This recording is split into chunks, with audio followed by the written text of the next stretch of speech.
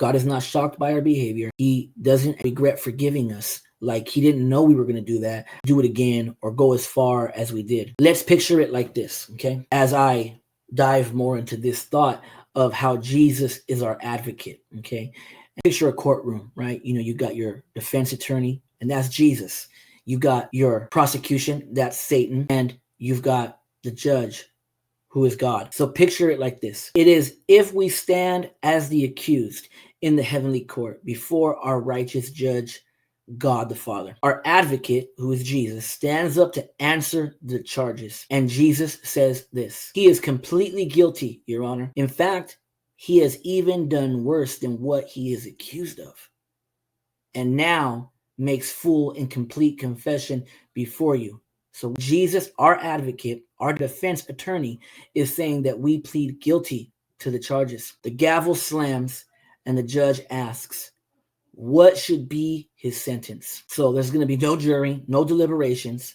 God gets straight to sentencing. And our advocate, Jesus, answers, his sentence shall be death. I know you're probably thinking, this ain't what I'm expecting. You know, why is Jesus saying this? Stay with me. Our advocate answers, his sentence shall be death.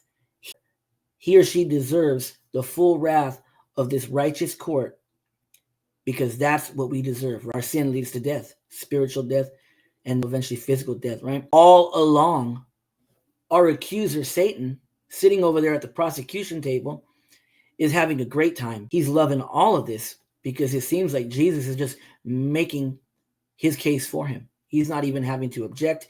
He's not having to, interrupt. He's like, oh, wow, Jesus is making this easy on me. They're admitting guilt. And we see our punishment.